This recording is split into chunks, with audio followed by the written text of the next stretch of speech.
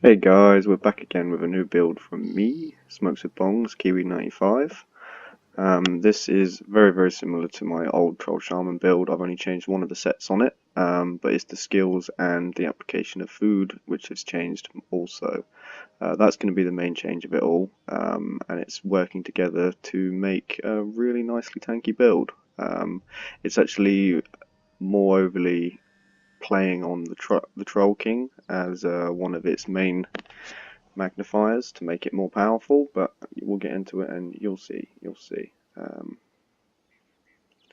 So what we're actually using is green packed. Of course, it doesn't do much for your stamina. However, it's giving you health recovery, and a lot more health. You're going to be sitting quite high health recovery. You want to get rid of vampire this time because we're going to not be a vamp. It's going to help you for the fire damage, unfortunately not for the damage reduction anymore. We're not really playing heavy on the damage reduction, we're more overly using the health recovery. Of course, it's the damage reduction you're getting rid of because bleeds and these damage health enchants have become so prominent in this patch. It's unbelievable, really. I mean, you guys must have had it already. You've been killed by 14, 12, 8k damage health enchants. That's not cool. That's not great.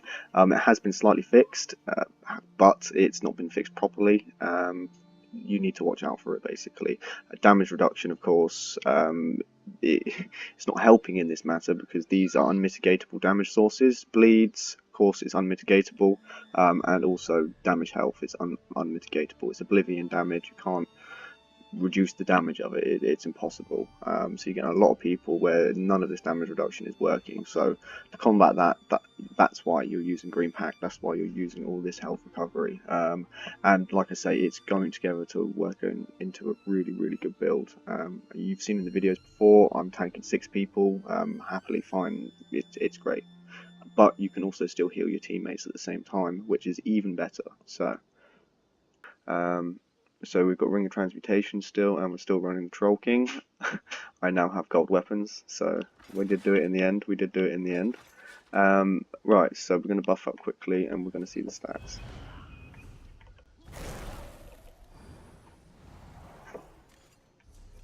So at the end of the day, it's more overly your health that's going to be a lot higher. Your health recovery is not going to buff until you've got your Troll King active, but that's not, of course, a problem.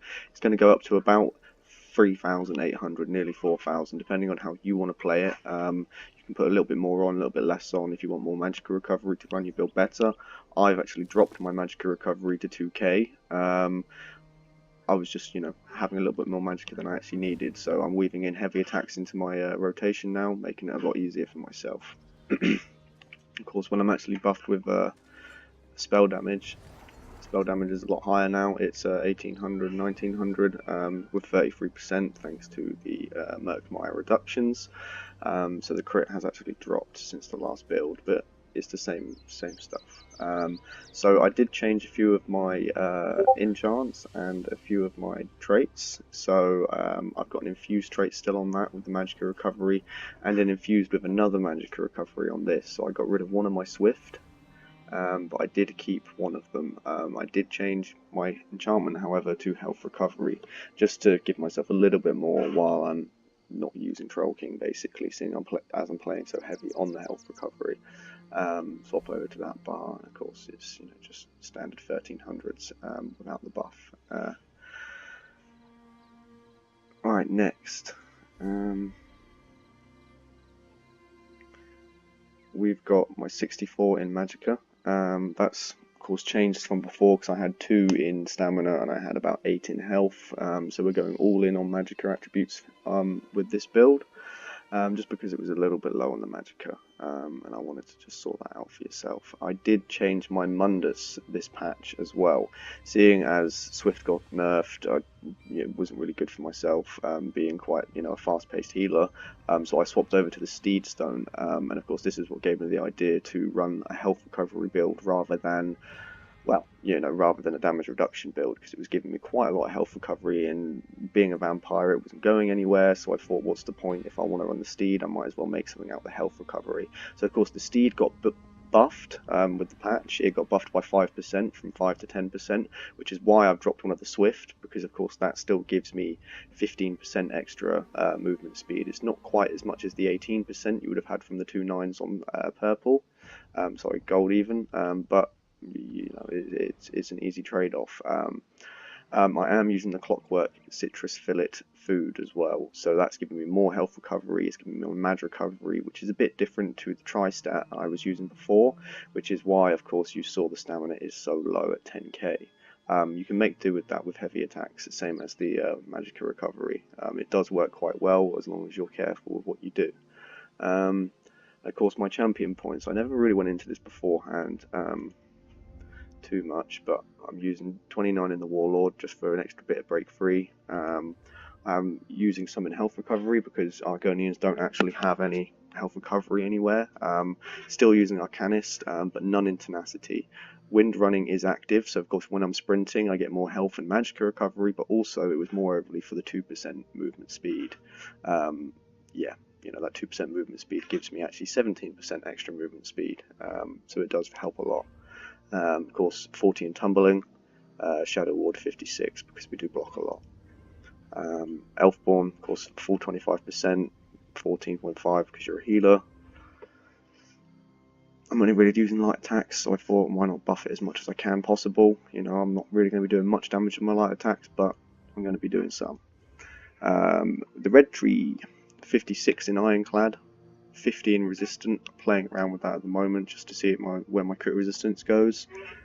Thick-skinned, of course, we've got 52 in there for 19%. We've not got none in Hardy and Elemental Defender because I actually find the diminishing returns for the amount of points you give, it's not that great.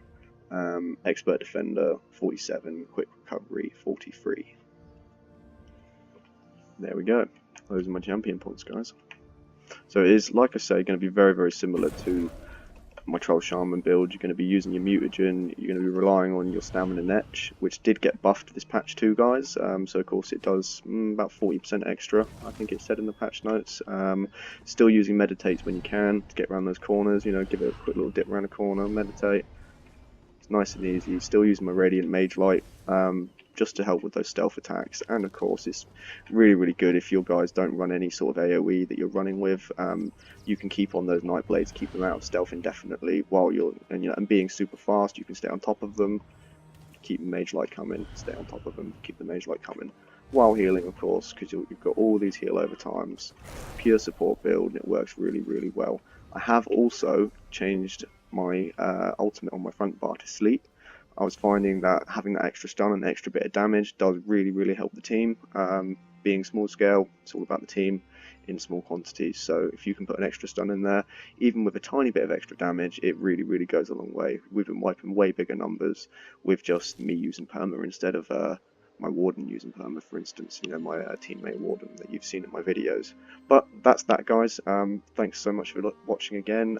Subscribe and you'll get another installment from me soon. Thanks.